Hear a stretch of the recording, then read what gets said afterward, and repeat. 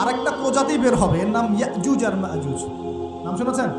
এই যে এই সূরার মধ্যেই আছে, এই সূরা কাহাফের কথা বললাম না, সূরা কাহাফের পিছনের দিকে আছে ইন্না ইয়াজুজ ওয়া মাজুজ মুফসিদুনা ফিল আরদ। যুলকারনাইন বাদশার কথা পড়বেন, তিনি এই যে দেয়াল নির্মাণ করে দিয়েছিলেন লোহা এবং তামা দিয়ে, মনে আছে, পড়েছেন? আচ্ছা, এই ইয়াজুজ আর মাজুজ যখন বের হবে, পৃথিবীর পানি খেয়ে শেষ করে ফেলে দিবে। এরা এত বেশি হিংস্র হবে যে এদের সাথে লড়াই করার মতো ক্ষমতা কোনো মানুষেরই থাকবে না।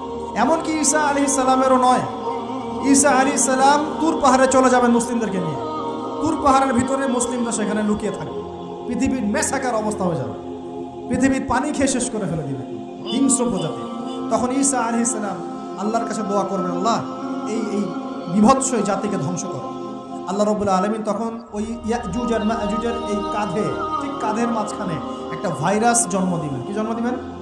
ওই যে বলি না, মহামারীর ভাইরাস।